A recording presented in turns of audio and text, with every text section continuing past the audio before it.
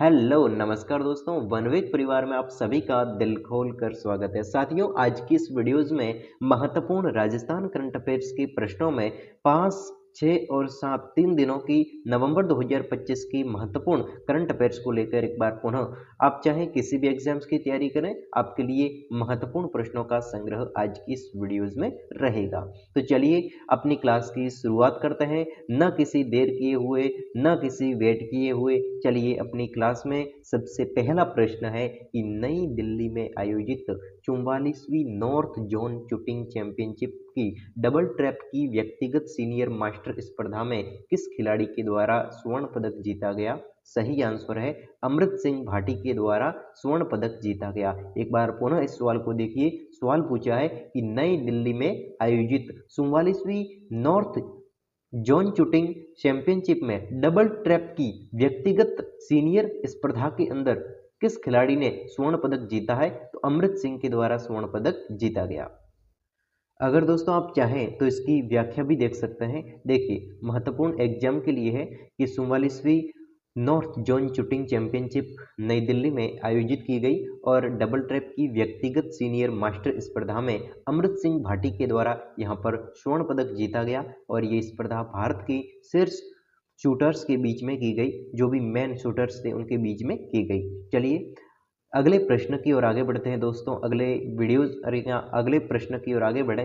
देश में कुल शहद उत्पादन में राजस्थान का कितना प्रतिशत योगदान है? हमारे भारत देश में राजस्थान का कितना प्रतिशत शहद के उत्पादन में योगदान रहता है? तो ध्यान रखना 9% शहद का उत्पादन हमारा राजस्थान करता है भारत के अंदर। ठीक है, तो भारत के अंदर राजस्थान शहद का उत्पादन कितना करता है? 9% शहद का उत्पादन राजस्थान अकेला करता है।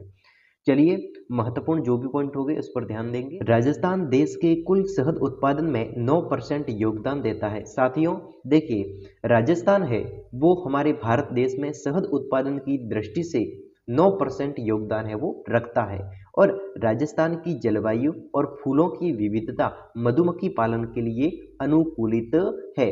क्योंकि हम बात करें शहद उत्पादन के लिए, तो शहद उत्पादन करने के लिए मधुमक्खियों की आवश्यकता पड़ेगी और मधुमक्खियां तब तक हमारे राजस्थान में नहीं होगी जब तक राजस्थान की जलवायु अच्छी नहीं होगी।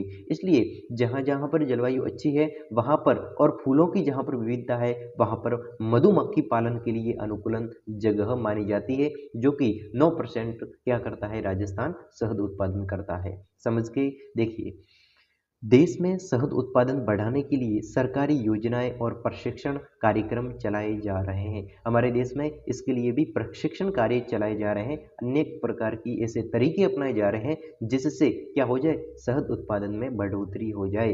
देखिए, मुख्य शहद उत्पादन जिलों की बात करें तो अलवर, जैसलमेर, बारा। अलवर, जैसलमेर, बारा है जहां पर मुख्य रूप से शहद उत्पादन जिलों के रूप में आप जैसलमेर के कुछ स्थान है और अलवर और बारा तो मुख्य रूप से शहद उत्पादन के लिए जाना जाता है। तो चलिए अगले नेक्स्ट सवाल की बात करते हैं कि लंदन में आयोजित, सवाल बहुत ही बढ़िया है, इंटरेस्टिंग है, एंड तक बने रहिएगा, अच्छी तरीके से देखने वाले हैं। देखिए, लंदन में आयोजित वर्ल्ड ट्रैवल मार्केट 2025 में राजस्थान पर्यटन मंडप का उद्घाटन किसके द्वारा किया गया? देखिए, लंदन में आयोजित वर्ल्ड ट्रैवल मार्केट 2025 में राजस्थान पर्यटन मंडल का उद्घाटन किसके द्वारा किया गया? सही आंसर है दिया कुमारी के द्वारा। दिया कुमारी के द्वारा क्या किया गया है? उद्घाटन किया गया है। किसका उद्घाटन? राजस्थान पर्यटन मंडप का उद्घाटन किया गया है और ये लंदन में आयोजित हुआ है। क्या? वर्ल्ड ट्रैवल मार्केट 2025 के अंदर लंदन के अंदर ये पर्यटन मंडप का उद्घाटन दिया कुमारी के द्वारा किया गया। अच्छे तरीके से समझा होगा इस सवाल को। अब देखिए, एग्जाम के लिए महत्वपूर्ण व्याख्या आपको पूछी जा सकती है, जो भी इंपॉर्टेंट होगा उस पर हम हाईलाइट थोड़ी देर तक देखेंगे उसको। वर्ल्ड ट्रैवल मार्केट यानी कि WTM लंदन में आयोजित विश्व का प्रमुख पर्यटन मेला है। तो विश्व का प्रमुख पर्यटन मेले के अंदर वर्ल्ड ट्रैवल मार्केट जो कि लंदन में आयोजित हुआ, जहां पर राजस्थान पर्यटन मंडप का उद्घाटन किया गया, किसके द्वारा? दिया कुमारी के द्वारा किया गया। इस अवसर पर राजस्थान इस अवसर पर राजस्थान के पर्यटन आकर्षण संस्कृति हस्तशिल्प को अंतर्राष्ट्रीय स्तर पर या क्या प्रदर्शन है वो किया गया। देखिए अब इसके बाद में अगली बात आती है कि इस अवसर पर राजस्थान के पर्यटन आकर्षण संस्कृति हस्तशिल्प को अंतर्राष्ट्रीय स्तर पर प्रदर्शन किया गया।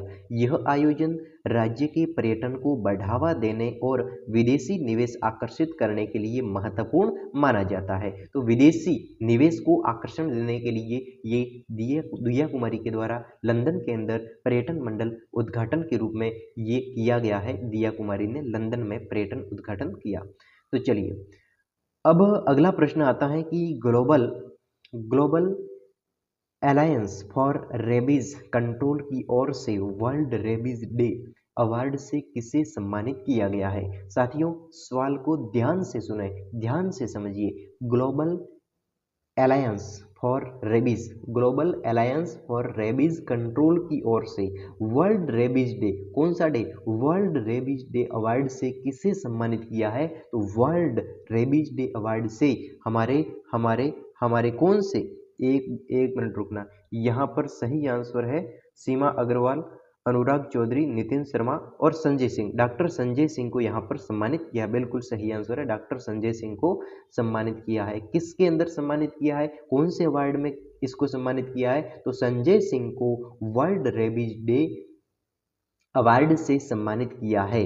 ठीक है, तो ये सवाल था इंपॉर्टेंट, इसकी व्याख्या थोड़ी देख लेते हैं ताकि क्या है कि हमारी क्लियरिटी और अच्छी हो जाए। देखिए वर्ल्ड रेबीज डे हर साल 28 सितंबर को मनाया जाता है। इंपॉर्टेंट आएगा नहीं, तो 28 सितंबर को वर्ल्ड रेबीज डे मनाया जाता है। और देखो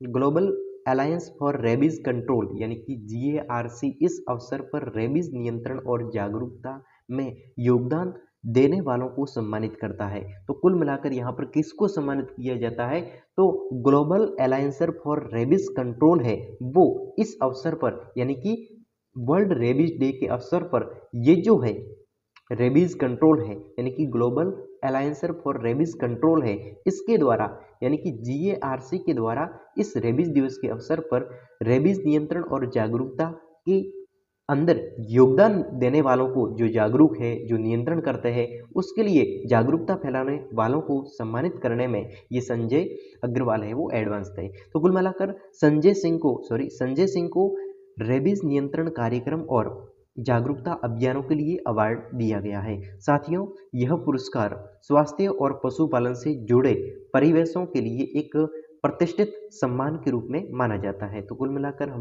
ध्यान रखने लायक बातें थी वो ये थी कि ये 28 सितंबर को मनाया जाता है और किसके द्वारा, तो global alliance for rabies control के द्वारा ये अवार्ड है वो दिया जाता है। क्यों दिया जाता है, क्योंकि जागरूकता और नियंत्रण के अंदर ये योगदान देते हैं, उनको ही ये अवार्ड है वो दिया जाता है। तो संजय सिंह को ये अवार्ड रेबीज नियंत्रण कार्यक्रम के अंदर जागरूकता फैलाने के लिए दिया गया।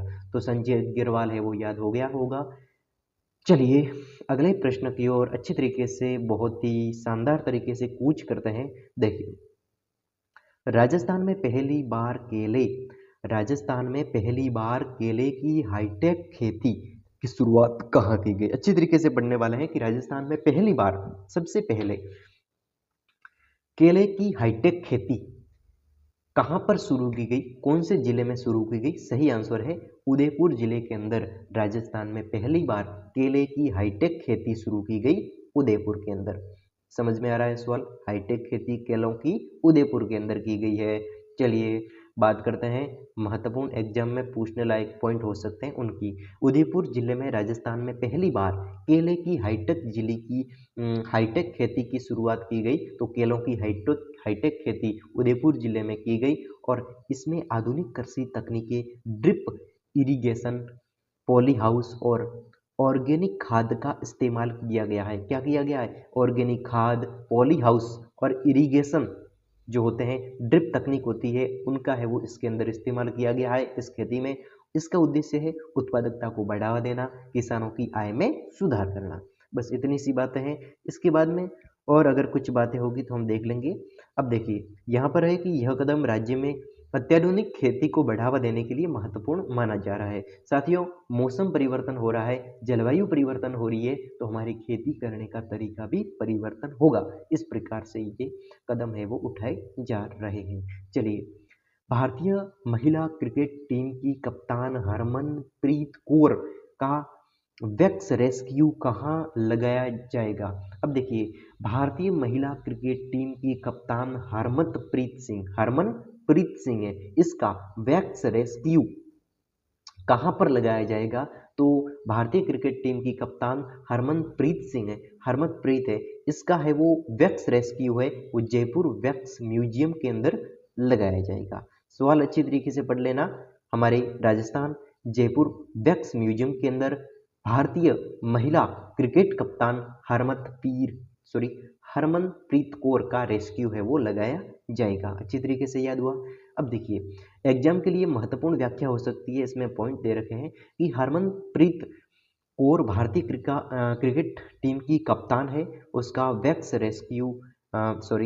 Wax statue Jaipur wax museum यानी कि नाहरगढ़ किला परिसर में लगाया जाएगा। तो उसका wax rescue Jaipur wax museum Nahargarh किला परिसर में लगाया जाएगा। यह म्यूजियम देश विदेश के प्रसिद्ध व्यक्तियों के मोम के पुतलों के लिए जाना जाता है। दोस्तों, ये जो है म्यूजियम देश विदेश के प्रसिद्ध व्यक्ति है उसके मोम के पुतलों के लिए भी जाना जाता है। तो मोम के पुतलों के लिए कौन सा म्यूजियम जाना जाता है? तो वैक्स रेस्क्यू जो जयपुर के अंदर है वो वाला म्यूजियम। देखिए, हरमनप्रीत सिंह का रेस्क्यू राजस्थान की पहली महिला खिलाड़ी के रूप में म्यूजियम में शामिल होगा। तो हरमनप्रीत सिंह है, इसका रेस्क्यू राजस्थान में पहली महिला खिलाड़ी के रूप में इस म्यूजियम में शामिल होना होगा। तो देखिए, इसके बाद में और बातें होगी तो बात करेंगे। चलिए, बात करते हैं अगले प्रश्न की। इस प्रश्न के अंदर क्या दे रखा है कि पुणे में आयोजित महर्षि वेदव्यास पुरस्कार से किसे सम्मानित किया जाएगा? तो महर्षि वेदव्यास पुरस्कार से किसको सम्मानित किया जाएगा? सही आंसर है गुलाब कोठारी को सम्मानित है वो किया जाएगा। महर्षि वेदव्यास पुरस्कार से किसे सम्मानित किया जाएगा? तो यह है गुलाब कोठारी को। सही आंसर हो जाएगा गुलाब कोठारी। महर्षि वेदव्यास पुरस्कार से सम्मानित किया जाएगा। और महर्षि वेदव्यास पुरस्कार है वो पुणे में स्थित महर्षि वेदव्यास प्रतिष्ठान द्वारा दिया जाता है। और ये किसके द्वारा? पुणे के अंदर इस वेदव्यास प्रतिष्ठान के द्वारा दिया जाता है। ये पुरस्कार वैदिक साहित्य दर्शन और संस्कृति के क्षेत्र में उत्कृष्ट योगदान देने वाले व्यक्तियों को सम्मानित करने के लिए स्थापित किया गया है। दोस्तों, जैसे जैसे मैं पढ़ रहा हूँ आपको समझ में आ रहा होगा, मैं दो बार पढ़ने की कोशिश कर रहा हूँ, समझाने की भी कोशिश कर रहा हूँ। तो देश में ये क्या है? पुरस्कार वैदिक साहित्य और जो भारतीय दर्शन है उसके अनुसार संस्कृति के क्षेत्र में उत्कृष्ट अच्छा ये जो योगदान देते हैं उन व्यक्तियों को सम्मानित करने के लिए स्थापित किया जा रहा है। साथियों, इसके बाद में वर्ष 2025 में यानी कि अभी अभी यह पुरस्कार गुलाब कोठारी को प्रदान किया गया। महर्षि वेदव्यास प्रतिष्ठान की स्थापना 21 फरवरी 1900 को आलंदी पुणे के अंदर की गई थी। आलंदी पुणे के अंदर महर्षि वेदव्यास प्रतिष्ठान की स्थापना है। इसकी स्थापना 21 फरवरी 1990 के अंदर की गई थी। दोस्तों, आज की इस वीडियोस में महत्वपूर्ण प्रश्नों का संग्रह रखा 3 दिनों का। तो वीडियोस अगर पसंद आया है तो वीडियोस को लाइक जरूर कीजिएगा। आपका एक लाइक मुझे मोटिवेट करता है अगला वीडियोस बनाने के लिए। तो मिलता हूँ नेक्स्ट वीडियोस में, तब तक के लिए अनुमति देना। जय हिंद, जय भारत।